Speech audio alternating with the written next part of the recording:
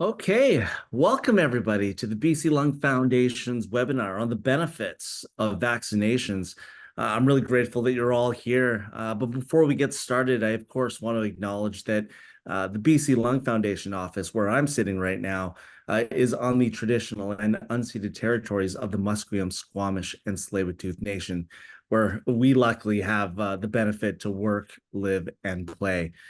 For those of you who are interested in also dropping in your acknowledgements, you can do so in the chat. And I'll talk about that chat in just a second. But like I mentioned earlier, I'm grateful for all of you, whether you're online now with us live or watching this on our website later, where it will be available to be downloaded at bclung.ca. I'm grateful that you're all taking the time to do this, especially in this day and age where we really should be doing as much as we can to broaden our knowledge on immunizations and the importance of them, not just to ourselves, but for the people around us. Of course, it's an interesting time for all of us here in British Columbia. There is an election coming up, and I'm encouraging a lot of you, if you haven't already, to vote how you feel best protects your health, of course, the environment, and our lungs. Of course, that's happening this weekend. With a question and answer, of course, as we go through this fantastic presentation that we're about to receive from Dr. Connors, you can put those chat questions into a Q&A box that you will see at the bottom of your Zoom page there. We will be moderating those as we go. Now, without further ado, of course, you're not here to hear me talk. You're here to hear Dr. Connors. Now, Dr. William Connors is an associate clinical professor at UBC in the Division of Infectious Diseases and a consultant based primarily at St. Paul's Hospital. He has a special interest in tuberculosis and other mycobacterial diseases and works for the BC CDC Provincial Tuberculosis Program, and he also works at the VGH Tuberculosis Ward. His clinical and research interests focus on improving infectious disease related to healthcare and prevention services to those currently marginalized in our society and health system. Dr. Connors, take it away. Great. Thank you, Chris. I appreciate the introduction. Thank you for the land acknowledgement as well, and to BC Lung for the invitation to speak today. I think this is particularly timely. I love that you mentioned to vote. I did so on the weekend, and it's great that we're talking about vaccines because actually just after this talk, I'm going to be getting my flu and COVID vaccine. So it's that time of year, and I hope to educate everyone today about what's now available, the evolving landscape of both infections and available vaccines, so that you're ready to make decisions that are right for your health and the health of your loved ones. What I've done is I've tried to cover a huge topic area today, and really would like an opportunity to answer any burning questions you may have. So I'll pause after each section, and then I'll leave it up to the moderators if they want to field questions then or at the end. Also, in order to ensure that you have supporting evidence and information, all of these slides have hyperlinks within them to references, and I'll provide the slides to BC Lung so that those are available. I encourage you to expand your knowledge beyond just what I'm talking about today. I don't have any relevant disclosures for today's talk. I readily accept opportunities to give educational talks. I think it's important to collaborate with both healthcare and education groups, but also patient groups. And so I've done a number of talks. I also work across many health authorities. Today I'm speaking in my professional personal capacity and not as a representative of these health authorities. So these are the daunting objectives for today. As I sat down to prepare this talk, I thought, my goodness, this is 4 talks in one. But what I'm going to try and do is help you understand the current options and evidence for respiratory infection vaccines. And I'm going to focus on 4 major respiratory infections: RSV pneumococcus, which is Streptococcus pneumoniae bacteria, COVID, and influenza. And I really hope at the conclusion of this is that be able to identify who benefits most from the newer respiratory vaccines. And there will be an emphasis on what's new, what's available now. Things I'm not going to cover as an adult practitioner. I'm not going to specifically talk to pediatrics as it's nuanced as to the specific timing of vaccines and available. I'm also not going to talk about other strategies other than vaccines, such as monoclonal antibodies. That's particularly of importance to RSV and pediatrics. And vaccinology and the science of vaccines is really beyond both my expertise in today's talk, but I will touch on what we're generally talking about, but I won't go into all the details of the immunology. So we'll jump right in so that we're all on the same page. When we're talking about respiratory infections, we're talking about bacteria and viruses that can be transmitted from person to person and occasionally from animal to person or environment to person through aerosols and droplets. And so these are liquids or particles that are generated by breathing and coughing and talking. They go into the air around us, and depending on their size, they may transmit short distances or long distances. Also, depending on the propulsion and the mechanics of the air around us, they may have more time in the air or they may settle onto surfaces. And so this recent review provides, I think, a good image showing the various types of droplets and aerosols that can be transmitted short and long distances. And it's also important to remember a concept of fomites, which is environments that can have the droplets that settle on them that you touch and then you touch yourself or touch others. This is an important route of transmission for some of these respiratory infections. Through COVID, I think the general public has become much more aware of how complicated these transmission dynamics can be. And it's important to remember that this is a continuum. There's no absolute, this is transmitted this way, this is transmitted that way. Depending on the environment, the actual infection, as well as the host, the transmission can be variable. Another basic topic I want to touch on up front is types of vaccines. So vaccines is a broad category of therapeutic intervention. We think of it as a pharmacologic or a medical intervention that involves giving a stimulant or a direct protective antibody against an infection. So you either stimulate the host's your immune system, to produce antibodies or an immune response that'll protect you against future exposure to that microbe, whether that's a virus or a bacteria. Vaccines have evolved over decades now to have a wide array of different ways in which they can stimulate the immune system. Everything from what we call live attenuated. This would be taking something like an influenza virus, weakening it so that it's not going to cause illness in most individuals, but stimulate your immune response so that when you see the full strength or the wild circulating virus, you're protected against it. So that'd be a live attenuated vaccine. The classic example there is there are some influenza vaccines we'll talk about today that are live attenuated. Another one would be BCG vaccine for tuberculosis. That's a live attenuated. The other big category are our inactivated. And our inactivated means we've taken that virus or that bacteria, we've killed it in the laboratory, and then we use that dead bacteria, which still has the same components to stimulate your immune system, to then inject into somebody and mount that immune response. So when you see the live one, the wild one, your body is ready to respond. There are several other types of vaccines. One that's relevant to today's talk is what we call protein subunit. So these are parts of a virus or parts of a bacteria. Those parts that are best at stimulating an immune response have been studied and then concentrated, and they're provided in a vaccine. And then the new kid on the block, or what is referred to as next generation's vaccines here, are RNA. So RNA is a type of genetic material that bacteria and viruses are composed of. And we can take specific parts of that RNA that we know are highly stimulating to the immune system and specific to that virus or bacteria, and then use that to stimulate response. And so the COVID vaccines have really utilized in a large way this technology. So these are the broad types of vaccines that are available.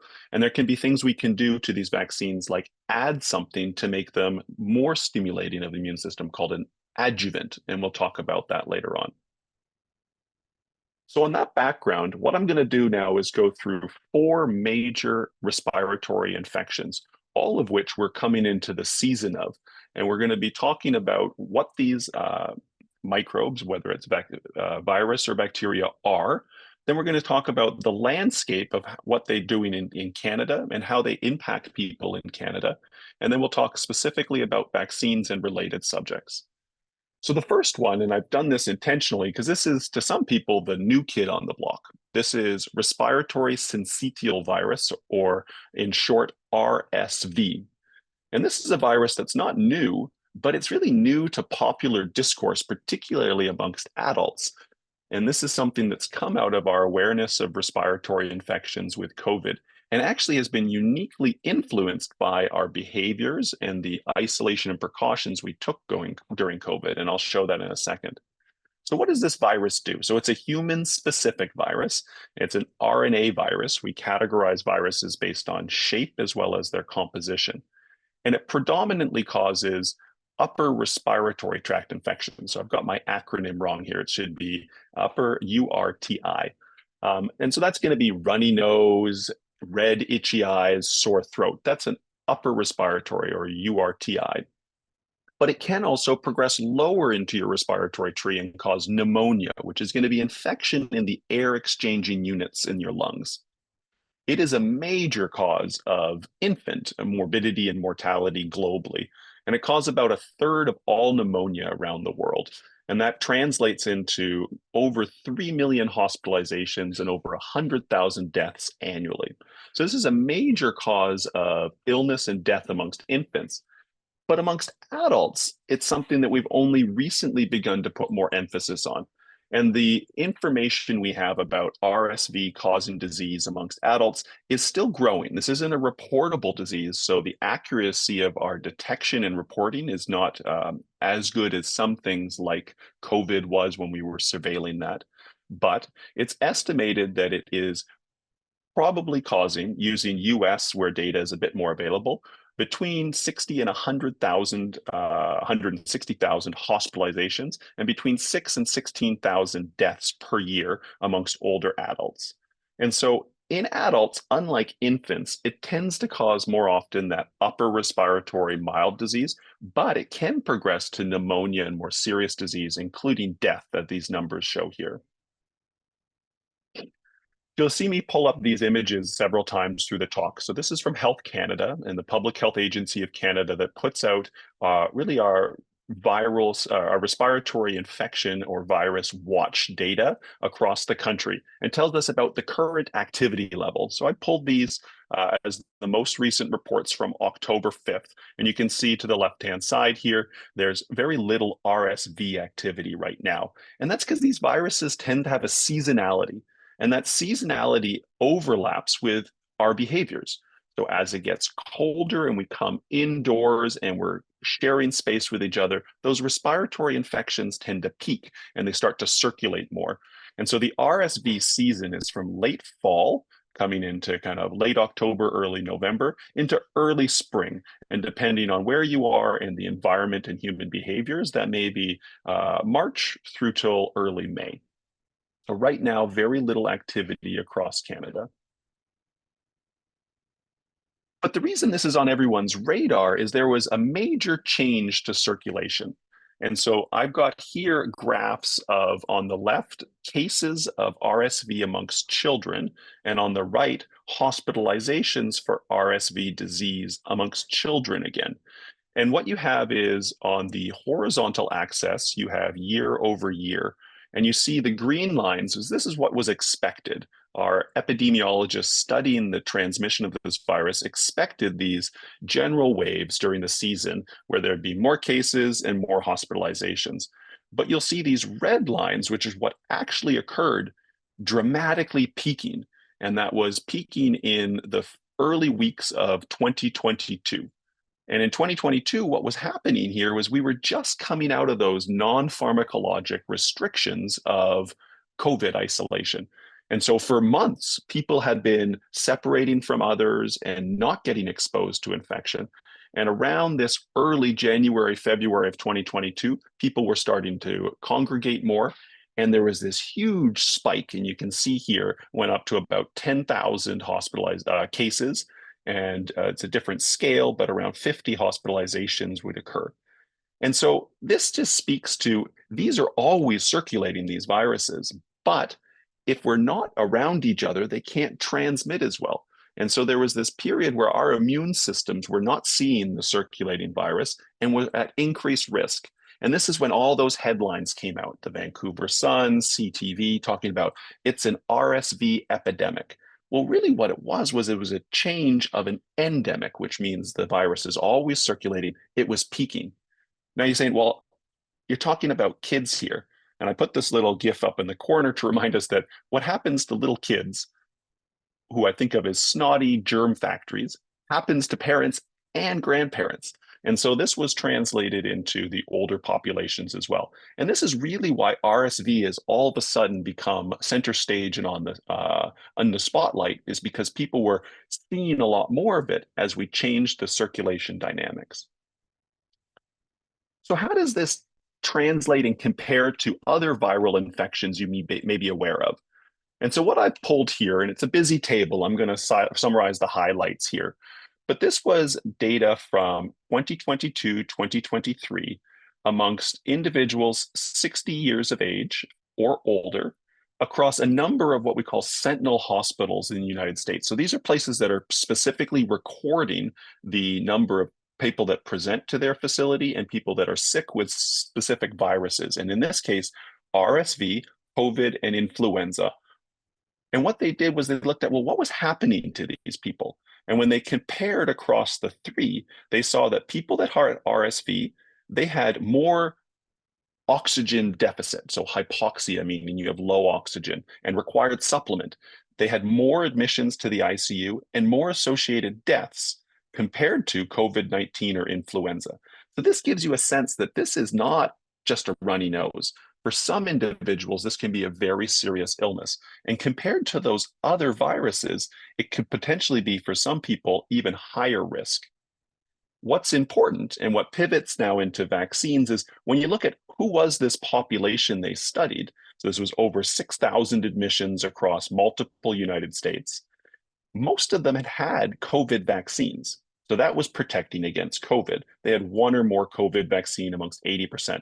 And over half of them had also had influenza vaccine. So when we're saying RSV can be worse in terms of what happens, we have to remember that's compared to other infections that people are getting vaccines for. But I think that this is a good advertisement for, well, what if we had a vaccine for RSV? We also have to remember that when we talk about the severe outcomes and death, this is going to be a common theme today when I talk. We're actually talking about a subgroup, those people at high risk, and that's older age and chronic conditions. And we'll talk about specifically what chronic conditions are, but you can think about people with lung disease like COPD, asthma, pulmonary fibrosis. Those would be chronic lung conditions that if you're older and have those, that's two hits for you to have worse outcomes. And conversely, an even stronger reason to get a vaccine for protection. So when we talk about RSV, I like this diagram from a recent review. It shows the natural history over the lifespan from before you're born to your older age. And it shows you that the burden of disease is greatest, as I mentioned, amongst infants. But as people get older, are less mobile and are often congregating in longer term or healthcare facilities, the risk goes up for exposure and illness. Your immunity, often you get some immunity passed on from your mother, and it tends to be strongest in your adolescent and adult years because you're repeatedly exposed to it. And so each year you're getting some natural protection. But as you age, so too does your immune system, and that immunity declines. Transmission, well, young kids going to preschool, elementary school, and congregating, high risk for transmission. But that's also true at the latter part of life where you're coming into healthcare environments or congregate settings, long-term care. And so what can we do? And there's two strategies that they've looked at. But specifically today, I'm going to be talking about protein-based vaccines that could be given either to mothers before they have birth to protect that high-risk infant, or to older adults to protect them when they're at increased risk, as shown here. So what are these vaccines? Well, these are the new vaccines that some of you may not have heard about yet, but these are protein subunit RNA vaccines that are non-live. So there is an inactivated virus, actually just a part of that RSV virus, that part that stimulates the immune system. And there are two vaccines. One of them has an adjuvant, meaning something that juices it up, makes the immune system response even stronger. And this is a common technique to get longer term or more robust immune response. And so the two vaccines that are now available, both were approved by Health Canada in 2023, are Arexvy. This is the long name here. This is the adjuvanted vaccine that you give once through an intramuscular injection. Now, that adjuvant, that's something that is added to make it have a stronger immune response. And this is similar to the same adjuvant as in other vaccines. So those of you who may have gotten the herpes zoster or the shingles vaccine, Shingrix, it uses this same adjuvant. Or there is the Fluad influenza vaccine with adjuvant, and it uses the same adjuvant. And so that adjuvant mounts a stronger immune response, but also can cause some of the more pronounced side effects in the short term after the vaccine, a sore shoulder, sometimes a bit of mild fever. That's common with the adjuvant. And I tell patients that's not a bad thing. That's actually triggering the immune response. It is inactivated, so you actually cannot get the infection from the vaccine. The second vaccine available is Abrysvo, and this is Pfizer's one, and here's the acronym for it here. This is, again, an intramuscular vaccine, and this one has no adjuvant. What's unique here is that this has also been studied and approved for pregnant individuals in their third or later third trimester. And the reason for this is if you vaccinate mom, her antibodies pass through the placenta to the infant, and then the child, when they're born, has those antibodies protecting them during that highest risk early part of life. So the adjuvanted one may be a little bit more local reaction, and the unadjuvanted one can be used for older adults, which it's approved for in both, and pregnant individuals. Now, something to note is that currently these are not publicly funded in British Columbia.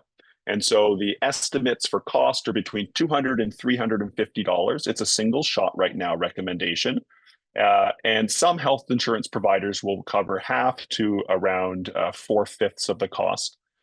The range in cost here also depends on the dispensing fee that some pharmacies may have. Travel clinics would be less expensive. So who and when should these vaccines be given?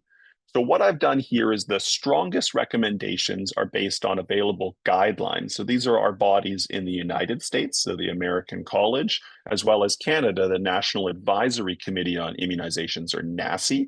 And these have been recently updated for this upcoming RSV season. I've also put here a few additional resources for some of the studies that have been looking at, because you have to see the evidence really comes from who we studied it in, and those were older adults. And the strongest recommendation is age-based. So this is consistent amongst the American and the Canadian recommendations, is that people 75 years of age or older, because they are those individuals that are most likely to have severe disease, are recommended to get this vaccine. Then, if you go to a younger age category, ages 60 to 75, this would be individuals that are at risk because of their living situation. So these are individuals that are in long-term care, is the acronym I use here. And so the Canadian guidelines say 75, all comers, 60 plus if you're a long-term care resident. And then this is not as strongly recommended, and it's still an area of emerging discussion, is what's called risk-based shared decision-making. And so this means if you're 60 years of age or older, and perhaps even younger, but you have risk factors for bad outcomes or severe disease, this is softly recommended, a medium or intermediate recommendation. And then, not something I'm focusing on today, there is also the medium recommendation for women in their third trimester to get it to protect their children. And this is to be done prior to or during the RSV season. So what are those chronic risk factors? If you're thinking, well, I'm 60, but would I be somebody that would benefit?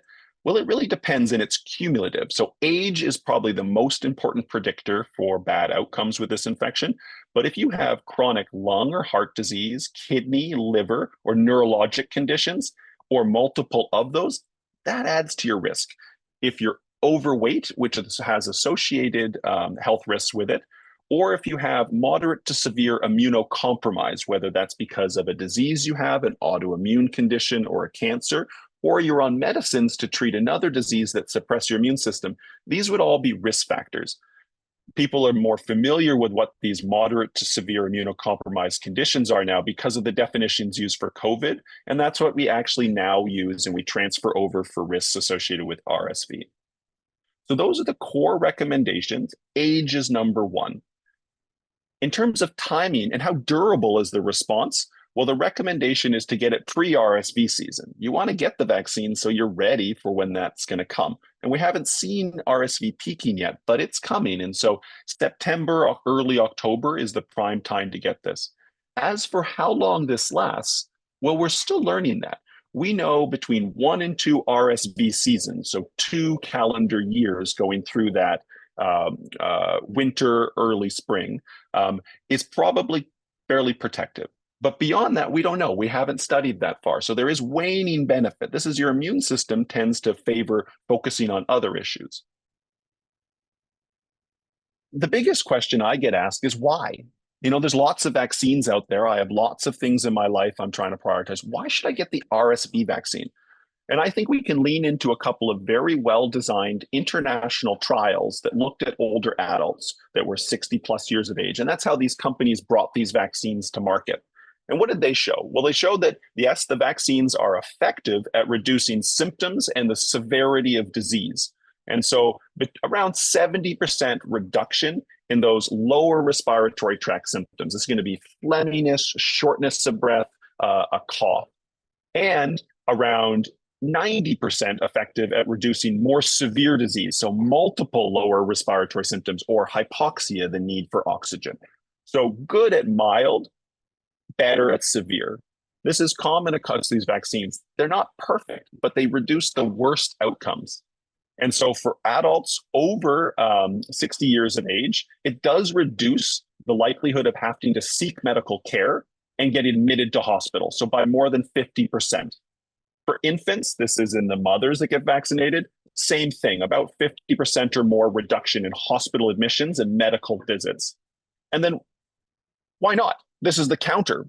If I'm going to be recommending a vaccine, maybe I have to think about, well, why not? Well, first of all, these vaccines have very good safety profiles. These have been studied extensively in the pre-marketing clinical trials and now in post-marketing data. And they really have no novel safety signal. So there's nothing new or unique. These are vaccines that use technology used in previous vaccines. And these specific vaccines have not had a clear signal of risk. And so that's early post-marketing data. That means after the clinical trials and it was brought to market. I did mention that adjuvanted one, Arexvy, this does have time-limited pain, and you may feel fatigued and subjective mild fevers for a few days to a week compared to the other vaccine, but that's not harmful. So what are the takeaways here? So this is the first one I wanted to cover. And the takeaway here is really that there are 2 approved vaccines in Canada now. The strongest recommendation are for those who are most at risk. So older, 75 plus, and at younger groups, whether you're in long-term care or have multiple risk factors. Why? Well, it reduces the severity of the illness as well as the associated morbidity. And this is going to be hospital presentations and admissions over 1 to 2 years. There is a lot more to come with these vaccines in terms of younger people in higher risk, in terms of how long these last, in terms of should you be giving multiple doses? Right now, there's just a single dose recommendation and no follow-up boosters. And most importantly, we're still studying where is it efficient to invest public health dollars to make this publicly funded. And it's not currently publicly funded because it's unclear what the cost utility or cost effectiveness is. And so this is something that individuals have to pay for at present or have third-party help. So that's section 1. If we want, I can answer questions while they're burning or fresh in your mind, or I can jump into the next one. I'll leave that up to the moderators. Great first start here, Dr. Connors. Why don't we keep going? We've collected a few questions already, but we'll keep going at this point and we'll have a larger session at the end.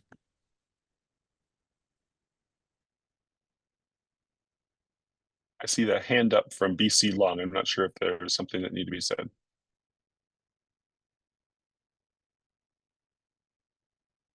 Oh, hands down. So RSV. I spent a bunch of time setting the stage about some basic stuff about respiratory infections and vaccines. Now we'll move a bit quicker through these specific areas, which I suspect many of you are more familiar with, because these aren't truly new vaccines. They're just updated vaccines. So influenza. So influenza viruses are a broad group of viruses transmitted primarily through respiratory route. And it's specific, we're talking about influenza A and B, or in short, flu AB. These are mammalian viruses, influenza viruses, transmitted between human-human or human-animal, like bird or swine. And primarily, these are dominating in terms of a seasonal fashion. And so this is important because we actually forecast what's happening south of us to determine how we're going to vaccinate in the north. So this is the hemispheric circulation as the inverse of the seasons. Like RSV, this predominantly causes upper respiratory tract infection symptoms, runny nose, itchy eyes, but can progress to pneumonia and severe. So there's a spectrum here. Influenza A, or flu A, is the dominant, what we call epidemic flu virus, and it causes the more severe disease. Influenza B can, but is less epidemic and less severe disease in most cases. In terms of naming, these viruses are, I say, flu A, flu B, but they're subgrouped and they're based on different characteristics of the viruses by H's and N's, which are hemagglutinin and neuraminidase components. And this is where you'll see these alphanumeric H1N1, H3N2. And that has to do with what's the dominant one circulating that year, because they're constantly changing. And so in 2023, 2024, H1N1 was the predominant influenza A, causing epidemic disease. But by late in the season, H3N2 was the dominant one. And this complex evolution is one of the challenges we face with current influenza vaccines that are targeted. And if they are a mismatch in terms of what the dominant circulating virus is, you may not have as effective a vaccine. So people some years say, well, I got the vaccine and I still got sick. Well, first of all, they often won't get as sick. And second of all, it could have been a mismatch. And that doesn't mean the next year when we forecast will be the same. So this is a major cause of morbidity and mortality globally. This is an order of magnitude more than what we understand about RSV. So over 1 billion infections annually, and leads to around 500,000 deaths globally. It is amongst the top 10 cases or causes of death in Canada. And annually, this translates into about 12,000 hospitalizations and around 3,500 deaths. Something to remember about influenza is it's constantly, I think of it just zooming around the globe, and the flu season depends on where you live. So if you're in the northern hemisphere, as we are today, between October and May, that's your flu season. And just 2 weeks ago, when I was caring for inpatients, I saw my first case of hospital-admitted influenza A. So it's arrived, and it's just starting. But it has been circulating April through September in the southern hemisphere. And this is an essential biology that informs how we get the vaccines. So we look at what's circulating here to inform what we vaccinate here. And this is the constant annual evolution of vaccine campaign. So when we look at that same map in Canada, right now, we're just beginning to see the beginning of the season. So it counts for 1% in British Columbia right now are testing positive, all the people we test. But it's coming. And as I told you, I admitted my first patient. So what about outcomes? And what about vaccine? And this is so tricky as influenza changes year to year and the vaccine changes year to year. But what I tried to do, and this is a very busy table, I'm going to walk you through the highlights here, is I wanted to show you what hospitalizations looked like compared to something that you're probably more familiar with, which would be the peak of COVID in 2022. And so this Canadian group, and this is Canadian data, they said, okay, at that peak of COVID, when we were seeing the most people coming into hospital for a 10-week period in 2022, what does that look like compared to previous influenza seasons? So people have a comparator that they're familiar with. And what you see across the bottom here is you see age groups. So the horizontal axis is age groups up top, and then comparison of COVID on the left, and then to the right of it, 3 different 10-week periods across influenza seasons in 2009-10, 15-16, and 16-17. And really, all I want to bring your attention to here, which is the take home, is flu severity. It changes by year.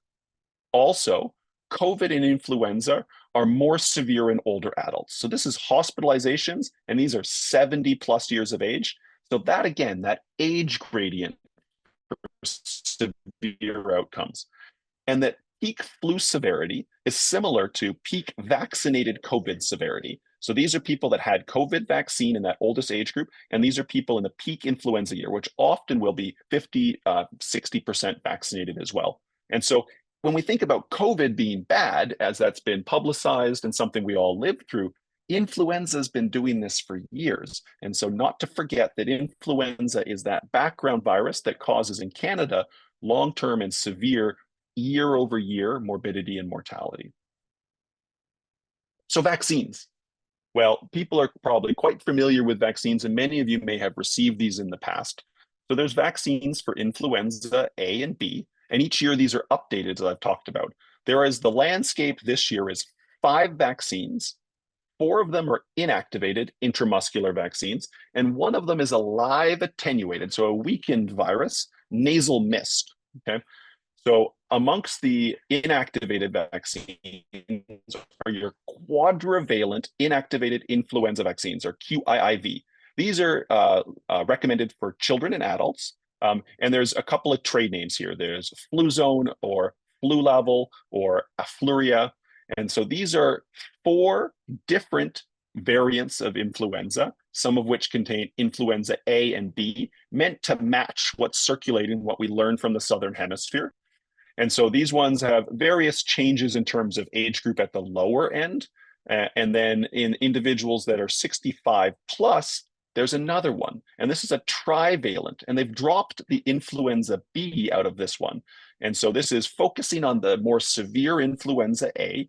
And this one has, in it, it has an adjuvant. And this adjuvant is something that stimulates, like I mentioned, for one of the RSV vaccines, stimulates more immune response. And this is actually specifically recommended in older individuals whose immune systems may not be as robust as they used to or not mount as much. So in older adults, specifically 65 years plus, the Fluad or the trivalent adjuvanted influenza vaccine is recommended. Some people may remember in previous years, what we had was we had Fluzone, which was a quadrivalent high dose. So we gave a higher dose of that to try and stimulate in older adults. This year, the recommendation is to use the adjuvanted Fluad vaccine. Now, there is a quadrivalent live attenuated influenza vaccine, FluMist, which can be used in children and younger adults. And it's really meant for people that have needle phobia. So people that just are discouraged from getting vaccines because they're too afraid to get that intramuscular injection. And it is actually discouraged in older adults because you don't mount as good a response as you do to this trivalent. Fortunately, unlike RSV at present, these are all publicly funded for 6 months of age and older. There's no cost, and you can get these at pharmacy and health clinics. So I've talked you through on that previous slide. This is a very busy slide, more for reference. But who, what, and when? Strongest recommendation in our guidelines, because those are the people that do worse. This is recommended to be administered annually, and the preference in 65 plus is to use that adjuvanted trivalent this year, which is Fluad. There are alternatives, and I've listed them here. After age, which is the primary driver, there is the age and risk-based. So an individual 6 months to 64 years, I tell people and my patients that it's medical condition and exposure or environmental risk-based. So what does that mean? So medical risk factors, as mentioned for RSV, is all of the chronic conditions, very similar. So the more of those you have, 1 or more, the more likely you're going to benefit from the vaccine. It is freely available, and I would recommend anybody with a chronic condition to get it, independent of age. In terms of exposure and environment risk, this is more nuanced. So why do I get the vaccine every year? Because I'm in an environment where I'm at risk of exposing people, and I don't want to transmit to it. So if you have loved ones who have a chronic condition, or you live in a congregate setting where you're at risk of transmitting it, vaccine may be a personal and a social benefit. And then individuals that work closely with susceptible animals, you may have been hearing about avian influenza. They're also this year now recommended to be getting this as a protective measure. When should you get it? September, October. As I've told you, I'm already seeing influenza and I'll be getting my vaccine this afternoon. And so this is something that now is the time. It does wane and the virus changes, so you got to get it annually. That's influenza. Next up is SARS-CoV, it's the virus name, or COVID-19, the condition. And so people feel like, oh, this is in the rear view mirror. COVID's in the past now. Well, I think we have to remember what COVID did to all of us. And I carry some of the trauma of that experience. Not only did I see patients and loved ones severely ill and some die, it had a massive impact in terms of how our society responds to infections, both comes together, but also divides. And this is a data that shows this was the John Hopkins group that had until April of 2023. They published updated data about global burden of COVID. And it just blows my mind that there was, over 600 million cases, over 6 million deaths globally. And this really is, I think, it reinvigorates me as to, we can come together. There was over 13 billion vaccines administered. So what about Canada? What's unique about COVID is that COVID hasn't settled into that fluctuant seasonal pattern yet. COVID is now what we consider endemic rather than epidemic, but it has seasonal variation. And so this is the same map from October 5th that Health Canada puts out, and you can see much higher numbers across the country compared to RSV and influenza that I spoke about. And so the season, well, it does peak. It tends to peak with those same social behaviors where you congregate and are around each other. And we're coming up on that fall winter. And we saw this during the waves of COVID. We also saw spring waves as well. That was somewhat influenced as people came out of isolation or could go outdoors more. I still want to remind people that this is not gone. And I want to remind people of how much of a burden this placed on Canada. So this was the last available standardized definitions from Public Health Agency of Canada. I'm going to show you 3 slides here. The first one is based on age group cases of COVID and pretty evenly distributed. Your more socially mobile middle-aged groups were having a higher burden of it, or at least test positive. And we saw about 4.5 million cases in Canada up to this point. The next one is cases of people admitted to the intensive care unit, so the most serious infections. And this was about 40,000 ICU admissions across Canada.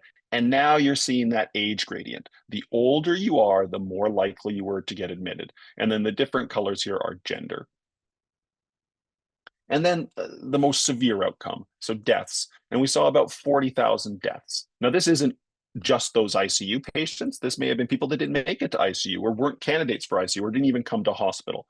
So this is a moving target as we evaluate how people died and what contributed. And this is just directly attributed to COVID, whereas people may have had other issues that came after COVID that led to death. And so I'd say that's secondarily attributed. And this is where you see that gradient. This is the 80 plus. Death was so concentrated amongst our senior population. And this is something that really underscores, like all of these infections, age is the #1 driver. So you hear me talking about vaccines today, and my patients are often telling me, another vaccine? There's this idea of vaccine fatigue. And if you listen to the news, it seems like every day there's another worse form of COVID. I need to get another updated vaccine. And it can seem overwhelming. And at times we just shut down. We say, you know what? COVID is yesteryear. But there's a reason why things have been evolving like this and why there's been so much updated information as well as updated vaccines. And that's because viruses evolve. As I talked about year over year influenza changing, COVID has done this at an accelerated rate because it was novel amongst humans. It wasn't something we had immunity. And because of the sheer numbers of cases, the more circulating, the more mutations and evolution. And then when we put into that vaccines that were protecting against some strains or variants, we saw selection. And with the continued high rates, this is occurring at a much faster rate than other infections right now. So I've got here the schematic that's just a visual that talks about that evolution. Everybody's familiar with now the Greek alphanumeric different terms, all of the sensational headlines around here comes Delta, here comes Omicron. And what these were virologic descriptions of new variants that were uniquely spreading and predominantly causing people. And now we're seeing amongst the Omicron subvariant, we're seeing KP3. And you might have heard about this in the news. This is Health Canada showing the color is what's the dominant variant. And you can see over time, from even just July to September, this radical shift. And this is influenced by what's circulating, but also pressure from previous vaccines. So taking all that, if we go to the COVID vaccine frequently asked questions I think about. So who? Well, it's recommended for all adults, but like the others, we say priority and emphasis should be on older individuals with comorbid conditions. There is an updated vaccine now available. I'll be getting this afternoon. And so these are mRNA vaccines that are currently available in British Columbia. And they're made by two companies, Moderna and Pfizer, using updated KP2 strain, matching what's circulating. So this isn't mad science. This isn't new. We do this with influenza every year. We match what's circulating. But because of how quick COVID's been circulating, we've had to update how frequently we change the vaccines. So why do this? Well, it reduces severe disease. This reduces the incidence of people getting admitted to the ICU and dying. That was demonstrated through the early waves of COVID. But it also reduces long COVID, the disease that will come after a COVID infection. And I'll talk more about that. How effective is it? Well, this has changed depending on which vaccine and which endpoint we're looking at. Are we looking at hospitalization? Are we looking at death? So it reduces by about 50 to 70% healthcare seeking behavior, so attending medical care, seeing your doctor, burdening our health system, which was a big concern early on. And we see that this idea that if you have vaccine, you have infection, that gives you an even stronger immune response than just vaccine alone. And then, so people say, well, I've had vaccine and I've had COVID. Do I really need to get another? And I'll touch on that in a second. But yes, that combining, and you have been exposed, both vaccine and infection, to older variants. So when should you get it? Well, the vaccine recommendations depend on what your immune status is, so how many vaccines you've had, and your infection status, so how recently you had an infection. And because it's circulating so frequently, it depends. So if you've never had a vaccine, you should get one, and then 2 months later, this is your primary series. If you've had an infection, most recommendations are saying delay by 3 to 6 months after infection, but that will be changing depending on what the dominant variant is and the current public health recommendations. How long does this last? Well, the vaccines last longer than the intervals between these recommendations, which have been almost every 6 months, but it changes based on what's circulating. And there is a seasonal vaccine is really where we're going to go. And this isn't new. We do this with influenza. We're going to be looking at something similar with COVID-19. And how do you do this? Well, at no cost, these remain publicly health funded, and they're available at public health clinics and pharmacies. Here's your vaccine recommendations. This is more of a reference slide from the BC Centers for Disease Control, and it really talks about those combinations. So your age group, your risk, what you've had, and what you should get with the times between them. I won't spend time on this. What I do want to focus on here is I want to go back to the beginning of COVID, that which we've done, an autopsy of what happened and what we learned. And this is the amazing thing about vaccines. We saw that age was the primary driver of bad outcomes, and vaccines were incredibly effective at protecting even those older age groups. So a 90% reduction in severe disease. This is hospitalization and death. And this is BC data here when we looked at what was the per 1 million people, what was your risk of death? And look at this numbers as you get up to 85 plus, 1 in 200 people that got infection with all of those COVID infections was dying. So it's 1 in 200. So this is an astronomically high number. Age was the primary driver, and vaccines were incredibly effective. Now, these numbers have changed in terms of severity is different now than at the beginning, and the benefit of old vaccines is different than the new vaccines. But this just, I think, underpins how important vaccines can be as a public health intervention to protect ourselves and others.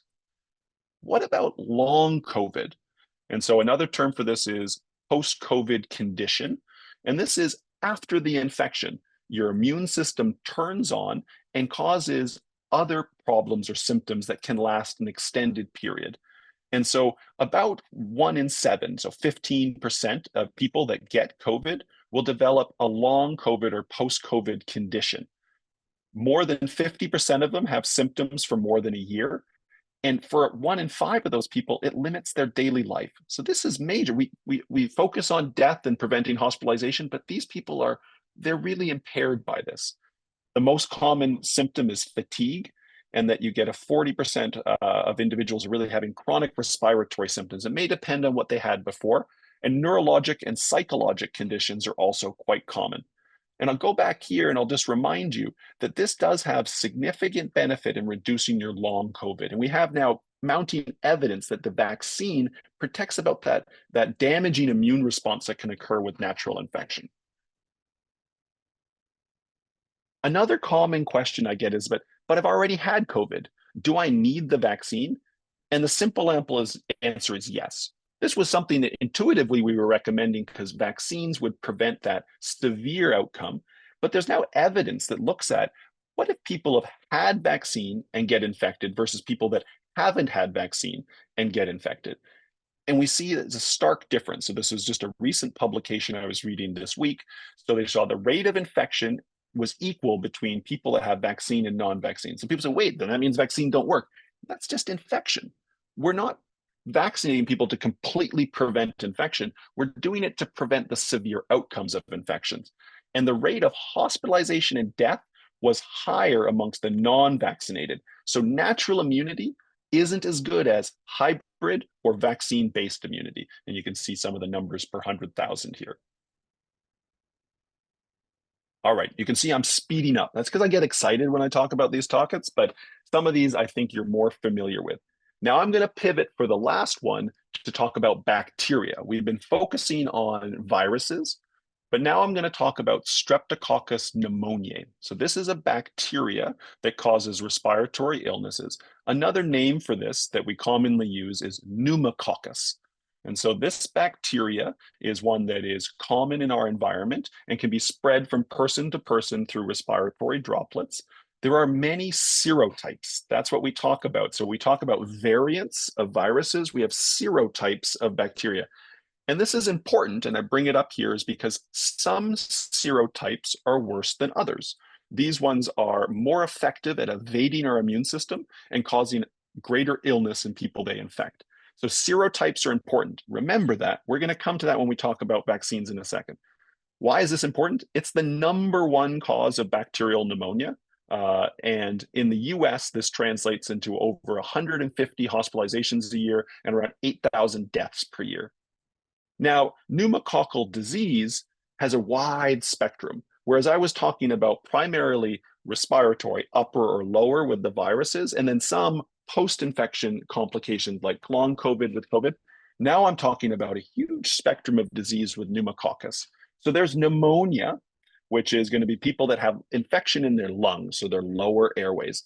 But there's also IPD, which stands for invasive pneumococcal disease. And this is bacteria that went to the lungs and then goes into your blood and can spread elsewhere, spread to joints, to your heart valves, to your brain, causing meningitis. So these are the invasive pneumococcal disease severe forms.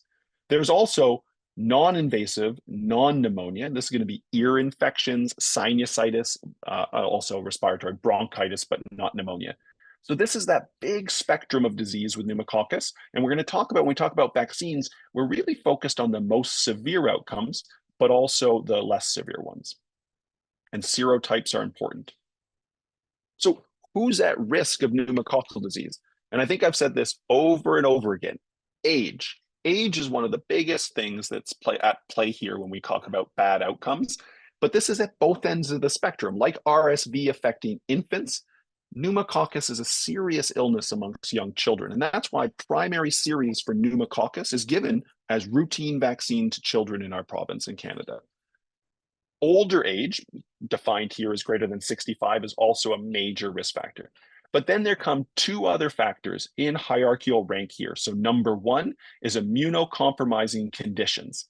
If you're age at risk or not age at risk, but have an immunocompromising condition, you're more get into disease and bad outcomes. So what are those? So these are things that weaken your immune system either by the medicine that's given to treat a condition, whether that's immunotherapy for an autoimmune disease or for a cancer, or chronic conditions such as a kidney disease that leads to weakening of your immune system. And so these are the major factors that we consider immunocompromising condition. And then, as I've talked about with other things, chronic health conditions. And these are all of the organs. So the COPD, asthma, pulmonary fibrosis. What's important here is there's age, then immunocompromising condition, more so, but also added to chronic conditions. And if you hit all three of these boxes, you're somebody where the pneumococcal vaccine or prevention measure is most important.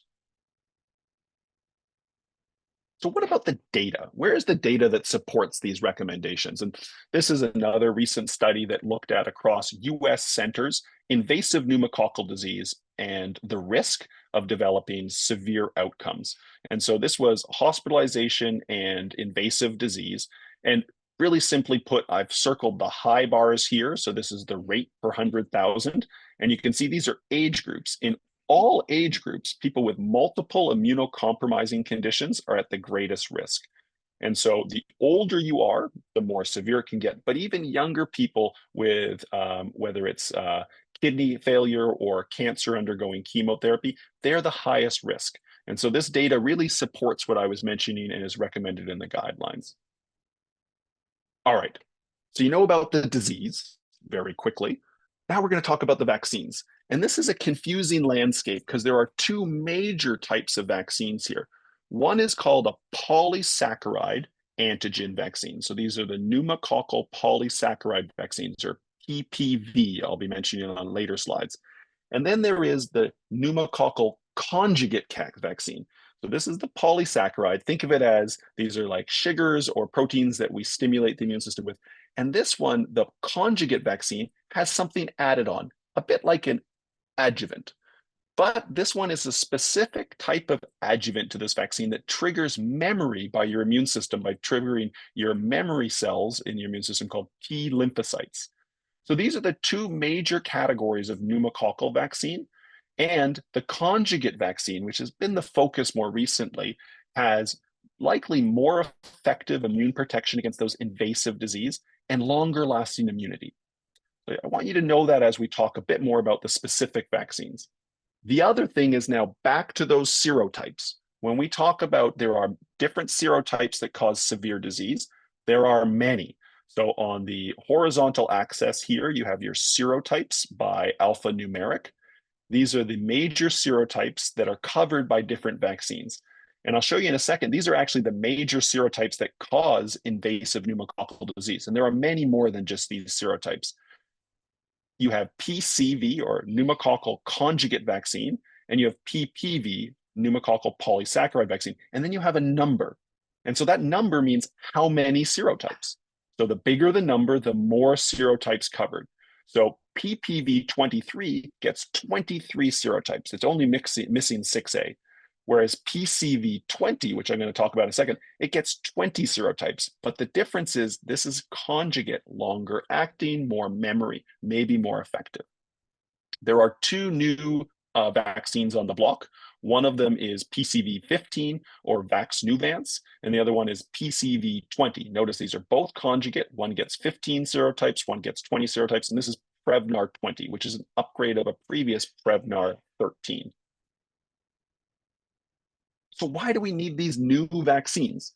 Again, busy slide here, and I'm going to walk you through what I really want you to know. So this is surveillance in Canada about which serotypes are causing invasive disease, and specifically for all ages, but also a subset of individuals that are older age, 65 years of age and older.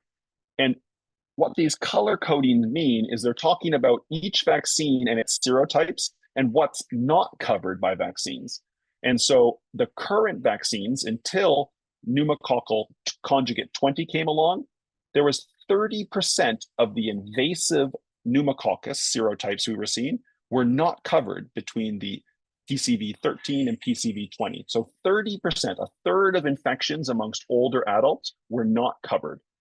This is partially because we select, like we do with COVID vaccines, for variants to flourish. We selected by vaccinating kids and adults for other serotypes. But a third of what's causing disease in Canada in our older adults is not currently covered by the previous conjugate vaccine. Now that you guys are experts in pneumococcal serotypes and vaccine technology, we're going to quickly go through what the vaccine frequently asked questions are here. So who? So all individuals greater than 64 years of age are recommended to get pneumococcal vaccine. Individuals 50 to 64 years of age with chronic conditions, and individuals 18 years of age or older with immunocompromising conditions. This is where the provincial and national guidelines kind of settle. The highest risk is age, and then you add on chronic conditions and immunocompromising conditions. In terms of which vaccine or what vaccine, it depends both on availability, your ability to cover cost, because not all of these are freely paid for by the province, and what your risk of infection. Down the current recommendations recently released for this season with the new vaccines say the number one choice is to get Prevnar 20. This is the conjugate vaccine that covers the most serotypes, and you get that alone. If you cannot get that, it's not available, or you can't get access to it, then you could get the Vaxnuvance, the conjugate 15 vaccine, and then you follow that up with the polysaccharide vaccine. The notion here is that you get additive more coverage of serotypes, and you want to do that at least 8 weeks later. And so there's timing of these vaccines that's important, and the vaccine clinics can talk to you about them for maximum benefit. Why do this? Well, I can't give you great numbers like I did with the other ones because pneumococcus is constantly changing and not always reportable, but it does clearly reduce the risk of invasive pneumococcal disease and pneumonia based on the clinical trials we did with the original pneumococcal vaccines, and it does influence which serotypes are being invasive. So putting those two together, the extrapolation is that you get added benefit with these new vaccines. When should you get the vaccine? Well, this depends, kind of like COVID, on which vaccines you've had previously. And so it's dependent on what you've gotten before. So if you have not received pneumococcal 20, then 8 weeks later, you should get, sorry, I butchered that here. I'll walk you through this on the next slide. This is the confusing part. Yeah. What about durability? Well, that's to be determined. The conjugate vaccines appear to have lasting immunity over multiple years, but how long? Not clear. And at present, we're not recommending boosters for the newest conjugate vaccines, but we do recommend the older conjugate that we talked about here, or the PCV 13 to get the polysaccharide to boost 8 weeks in that order. And then how? Well, there's shared decision making here. This is where you need to talk to your healthcare provider about what your risks are and what's your likely benefit. It also depends on what your access and finances are to cover these. You can get these at travel clinics and pharmacies. So the pneumococcal polysaccharide vaccine, the older one, this is available at no cost to adults over 65 in the province. The PCV 13, the older conjugate vaccine, is also available at no cost to infants and children and highest risk adults at no cost. So this is a primary series we give children, and then the highest risk adults get it at no cost. So this would be individuals that have stem cell transplants or very high risk conditions. But then comes the other vaccines for the majority of people. So the newest PCV 20, conjugate 20 serotypes, is about $175. The PCV 15, I actually couldn't find it accurate. I assume it's about the same. And then PCV 13, if you don't qualify for it as a highest risk adult, would be about $125. All right, so this is what I garbled on the last slide. So what if I've had a previous pneumococcal vaccine, as many of you may have? Well, there's guidance here that I really do recommend people look at the BC CDC's educational tool for this. But simply put, the combining of non-PCV20 vaccines is done for maximal protection. So if you're not getting the newest pneumococcal conjugate 20 serotype, they recommend conjugate 13, and then more than 8 weeks later, give the polysaccharide. If you've had the polysaccharide 23, then they recommend more than a year later. This is to get maximal effect, getting either the pneumococcal 13 or 15. This is if you have not are not getting the PCV20. This may be for cost reasons or access. You can add pneumococcal 20 for maximum protection to prior vaccines, whether that was pneumococcal 13 because you're getting 7 more serotypes, or pneumococcal polysaccharide vaccine 23 because it gets more durable immunity. So this offers the greatest serotype coverage and also the most durable immune response. So the timing is listed here. Again, there is some nuances here. And at present, if you get pneumococcal 20, we're not recommending a booster. So you don't boost anything afterwards. It's thought as a standalone vaccine. If you've had no prior vaccine, well, get the best that's available to you. And I've put them in rank order here. So if you can access pneumococcal 20 conjugate, get that. Otherwise, the next one would be either the conjugate 15 or 13 plus that boosting of the 23. And again, this is that shared decision-making and it's individualized. All right, running out of steam here. I hope I still have your attention, but I do want to touch on not everybody can get vaccines. There are a number of reasons why people may not be able to get vaccine. Some of it is hesitancy and fear that they're unaware of the safety of these vaccines. And that's where healthcare professionals really need to step up and help guide you through the realities. And I always tell my patients that there's a balance between what we know about the disease and what we know about the vaccine. All of the vaccines I've talked about today have been rigorously studied and are considered safe overall. That's the first thing I tell my patients. There is many uncommon things that can happen with vaccines, and I can talk to patients based on their history and their specific questions. But by and large, these publicly recommended vaccines are safe. The first thing I get from patients is, well, I've been told I can't have vaccines. That needs to be clarified. The benefits of these vaccines, particularly for older patients with risks, are significant. And so I want absolute certainty or clarity whether they can get a vaccine or not. And so I tell all my patients that say, oh, I've been told I can't get vaccines. Well, let's step back. Let's look what's in the vaccine, whether you have a severe immune response or allergy to that. There may be an alternate. So the flu vaccines, there's alternates that may or may not have an adjuvant in them. They may or may not be live. It may be live attenuated or non-live. But if talking to your family doctor has a persistent question, there are allergists and immunologists and specialty clinics that are there to help people navigate what's safe for them. And I would say, because these are recurring problems, don't just have, I can't have vaccines and skip this part of the year in protecting your health. Really dig into it and make sure you know which vaccines you can get. Seldom do I have a patient who can't receive any vaccines. I also want to really focus on, I'm just focusing on one pharmacologic intervention, but there are equally important non-pharmacologic interventions. And if you genuinely cannot get a or any vaccines, these are what's important for you, perhaps more than everyone else, but these are important to all. From the COVID pandemic, we got increased evidence around the benefit of these precautions. And I bolded the two that really stood out.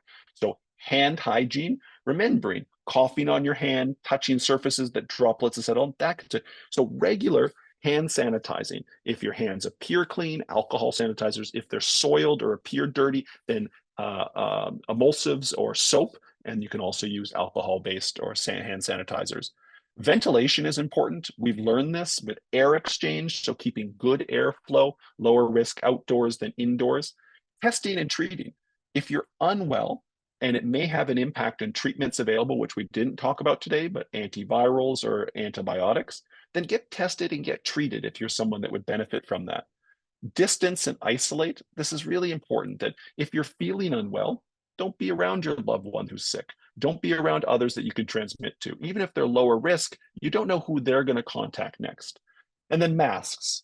And masks have become controversial, but also very well studied now. And there's a total spectrum between highly studied respirator masks that can be anywhere from 99% effective at filtering air down to simple surgical masks or even bandanas that are nowhere near as effective, but do reduce the amount of droplets and or some of the air particles that come in. So masks are another layer of protection.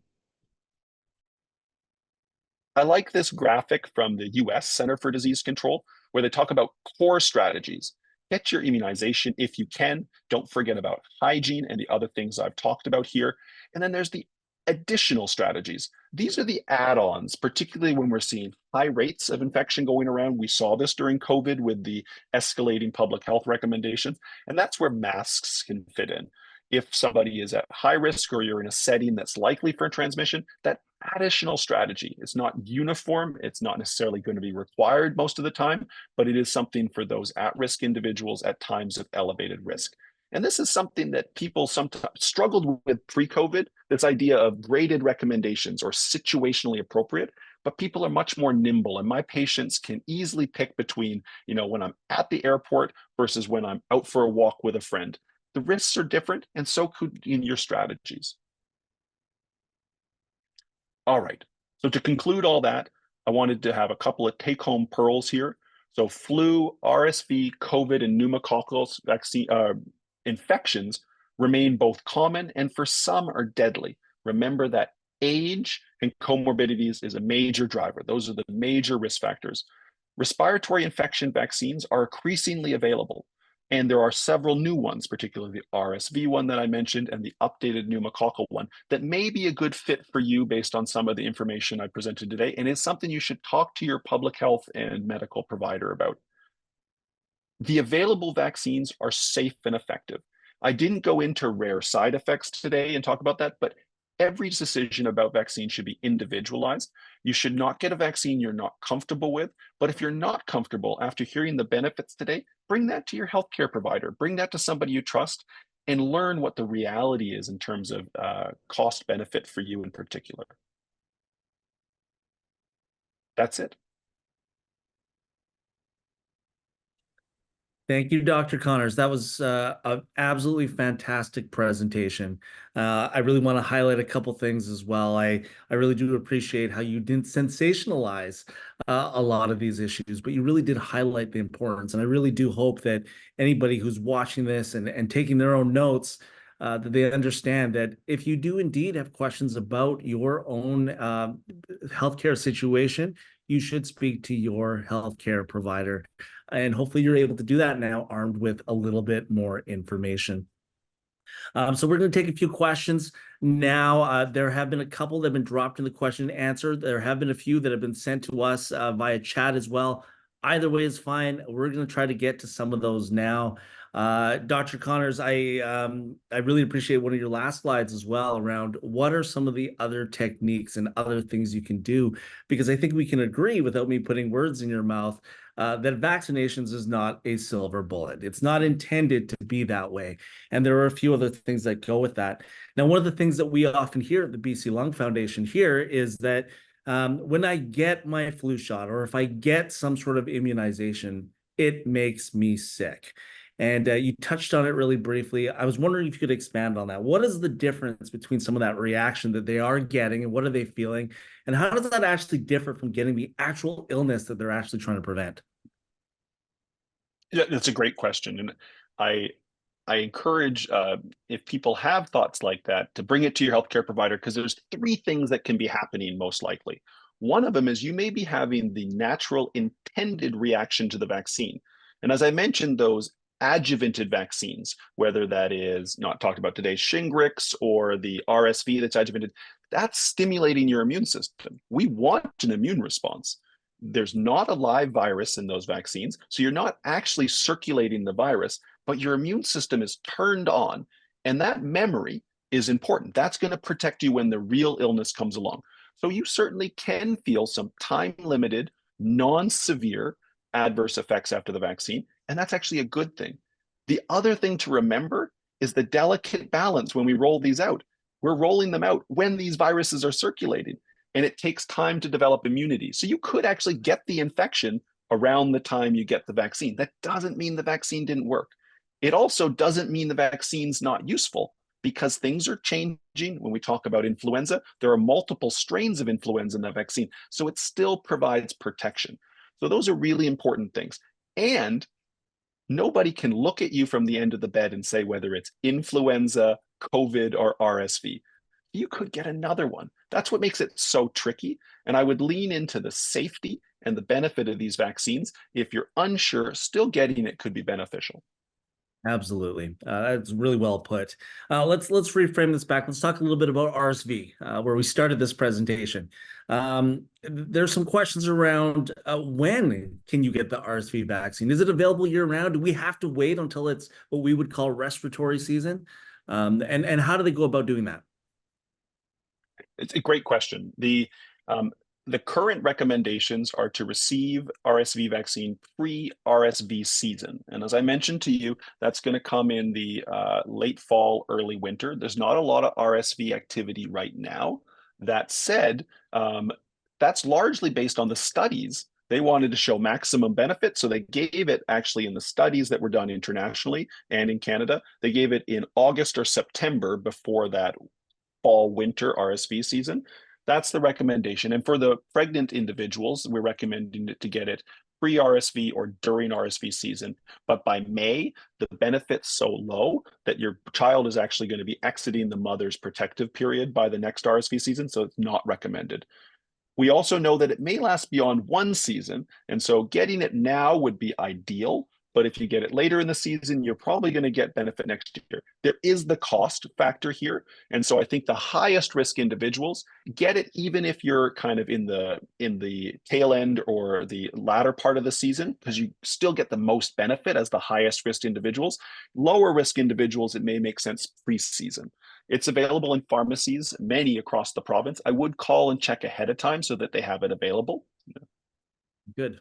Good. And there's a lot of questions around timing. And I promise everybody that we will get to those questions around the timing and the sequence of all of this. But one thing you just touched on is the cost. And I know that's something not in your control, how these things get costed and who has to pay out of pocket for those things. But if you were, Dr. Connors, able to have a face-to-face with somebody who had the ability to say, yes, that should be covered in our province, what would you say about it? And you had mentioned that it all sort of came down to the cost effectiveness of that drug. And unfortunately for us, it's not a great way to look at things because you want to save lives. You want to keep people healthy. It shouldn't come down to dollars and cents. What would you say is in the data that suggests that, yes, this is something that should be covered and available to everybody in a fully equitable sense? It's a great question. I think, as a primarily a clinician, I treat individuals. And my priority is always the health of that individual and helping that individual. But I also wear a public health cap.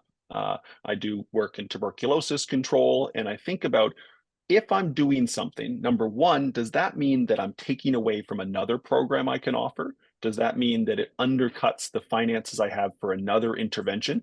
And how am I maximally benefiting? And so this is our public health researchers and epidemiologists doing this. I think, and we've seen this, there is new vaccines, there's time to analyze the data, make sure we understand how they fit. And then there is this right sizing. The recommendation is going to first be for the highest risk individuals. We have all of the pneumococcal vaccines available for our organ transplant patients. We have them for our infants. We've decided these are high risk. Okay. For the RSV vaccine in particular, we've seen the recommendations from the studies and the approval in Health Canada was 60 plus.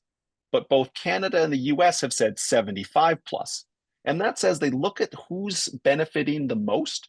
What do we to hospital and deaths? That's in the older group. So I would say, as I advocate for these, I think we have to accept and integrate the evidence. And that's going to mean that it's going to be evolving as we learn more. But for the highest risk individuals, I do think probably in the next RSV season, we may see provincial guidance that comes for those individuals. That's really good. And let's talk about that group, the high-risk individuals for RSV. And there are a number of questions that we've received, very specific issues that they have. So again, for those people, please speak to your own healthcare professional about it. But I'll throw this out there anyways. The RSV, we know it's safe. The vaccine is it's safe and effective. Um, what about people with high blood pressure? What about people with different chronic diseases like diabetes? What if they have different autoimmune diseases? Would you consider that safe as well for those groups? Hmm. I think there's two lines of evidence we can look at. One is what has been explicitly studied. So take a patient that was studied in a large enough number with similar conditions, and we saw a safety profile or benefit profile in them. That's the best evidence. So that's direct evidence. Then there is, well, what do we know from related vaccines? And what do we know in larger groups of people that may not be exactly the same, but have somewhat similar conditions, so immunocompromising conditions or chronic health conditions, where lung disease can be a spectrum. We're not talking just about pulmonary fibrosis. We may be talking about people with asthma as well. So that's indirect evidence. I think we have to hybridize the two. And for RSV, what they did not study specifically was high numbers of the specific health conditions. There is an ongoing study right now that is looking at that specifically. And so the two companies are studying immunocompromised younger individuals and immune suppressed younger individuals. We will have more information available for that in the upcoming years. For now, from the indirect evidence stream, we see that in the large multinational, these were several thousand randomized patients, we did not see clear safety signals. Again, these are older individuals where we're maximizing benefit to risk. There is post-marketing surveillance, particularly around autoimmune conditions that can occur, a paralyzing condition called Guillain-Barré, and they are looking into that. And then you'll remember from COVID around blood clots and immune activation, they're looking into that. But these signals have not been identified from both the clinical trials and the safety data in the post-marketing. And like every thoughtful guideline, they say there's more to come. You should, just because there's a risk, you have to know the risk of the disease as well. And we know in those high risk people, without a doubt, that the risk of the disease is much greater than these very rare, although we can't say absolutely impossible side effects. Absolutely. That's a great way to answer that. Wendy's asked a question in our question and answer that, is there a test for RSV? Just like we have COVID tests. And is that a home test? You have to go to your doctor? How do you get a test for RSV? Yeah, so there is readily available testing for RSV in healthcare facilities. It's a test similar to influenza and COVID, can be done off a nasopharyngeal or other respiratory samples. There is, to my knowledge, not a readily available take-home test. Take-home testing is something that both for cost and validation can be challenging. And so right now it's your healthcare providers.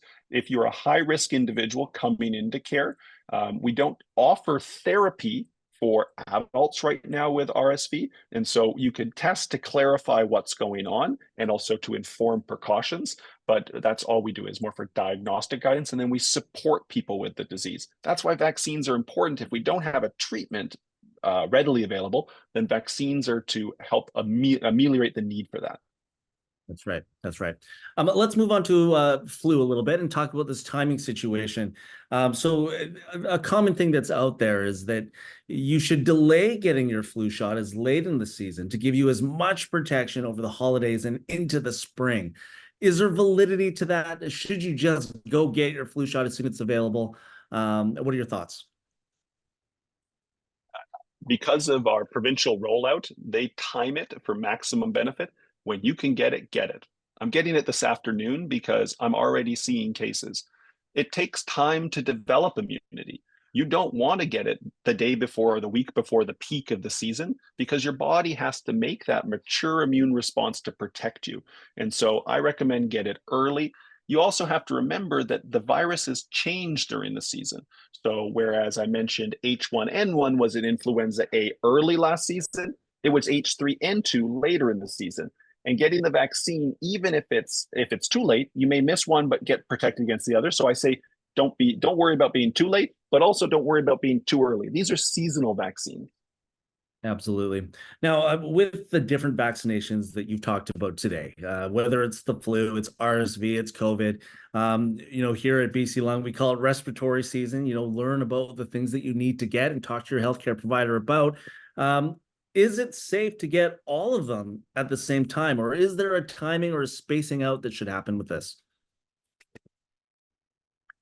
Yeah, that's a great question, and a lot of my patients are saying, "Whoa, I don't want to overwhelm my immune system. I don't want to undermine my response." I think we have to remember, and we can take learning that we have from infants. If you've had a child, you give 5 or more vaccines at once, and this is a drop in the bucket. Every single day, our bodies are exposed to lots of bacteria and viruses around us, and are constantly mounting modified immune response. And so the vaccines can generally be given together. The one reason we separate, like if people had the monkeypox vaccine you may have heard about, we separated that one because we wanted to learn about if there were side effects. We don't want to do two things at once that are new, but that wasn't because it was overwhelming of the immune system. We wanted to space them out in time in case there was some learning about side effects. For influenza and COVID, I'll be getting both together this afternoon, and you can certainly get them together, and you could get RSV at the same time. That's fantastic. Now, I want to make this part very clear that BC Lung Foundation and the BC CDC and UBC and all the different groups at VGH, we don't control what is funded. You know, it's what's available to us, and we have to make the best of our situation. But I do want to dive a little deeper into this idea of the recommendations that NACI makes. Now, you made a mention of NACI earlier, and sometimes they make recommendations that the province doesn't fund, not immediately anyways. So there's a question from Ken in our question and answer around flu zone in particular, and that being recommended by NACI for those at most at risk. But that being something that previously we had to pay for here in British Columbia. What's your comments around that timeline for NACI's recommendations and when things might get adopted in the different provinces? Yeah, that's a great question. I think people actually know who or what NACI is now after COVID. So the National Advisory Committee on Immunizations is a number of my colleagues. They're infectious disease specialists, public health practitioners, Health Canada employees.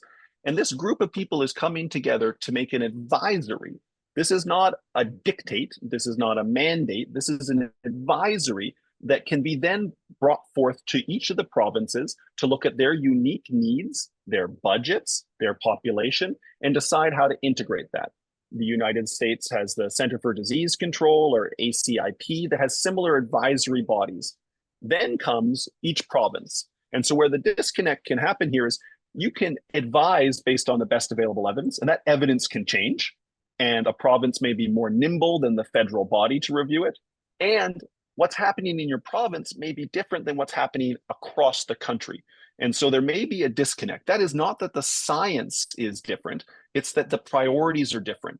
So the BC Center for Disease Control and British Columbia, we have experts that are here. Some of them are actually on NACI. They're reviewing our data, our viral surveillance, and they're making recommendations based on that. The differences should be something that is discussed openly and justified.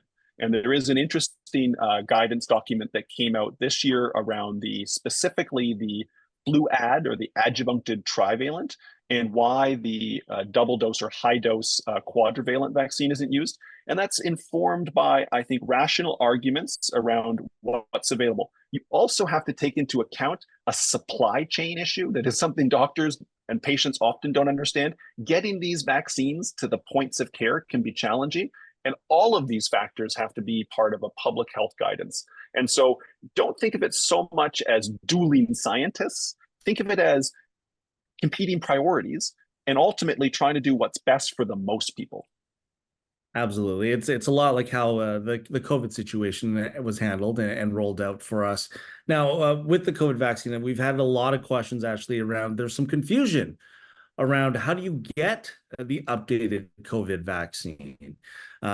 Previously, you had to be invited and you had to sign up on a website. And other times people said, no, I just walked into my pharmacy. So can we provide a little bit of clarity on this? Who's eligible and how do they go about getting an updated COVID vaccine? Yeah. So the first thing I would say is be active, seek it out. During the kind of the heart of the pandemic, you could be passive and people would seek you out. things are changing. This is endemic now. So first of all, educate yourself, look at what's available, and seek out the vaccine. How am I getting it? Well, I got a text message last week that said, come get your vaccine. So there still are some passive nudges occurring.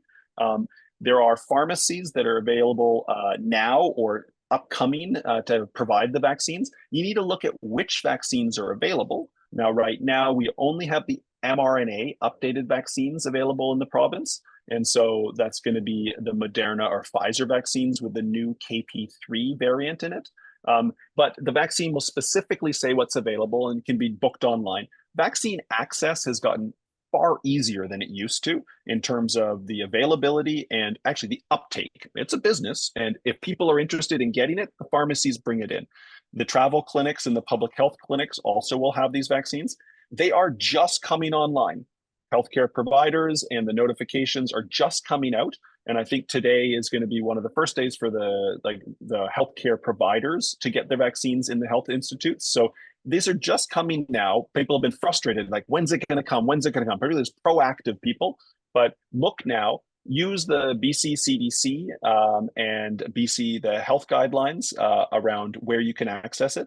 And if you have questions that are not readily available, go talk to your pharmacists. We've empowered pharmacists. They're an integral part. They're not just giving vaccines, they're educating people about vaccines. Go talk to your trusted local pharmacist. And if they don't offer it, they should be able to tell you where. Absolutely. That's fantastic. Dr. Connors, I can't thank you enough for this. We could probably do another hour just of questions that we've received and the number of things that we want to clear up. So thank you so much for your time. On that note, of course, shout out to the pharmacists. Speak to those as well. That was an excellent shout out.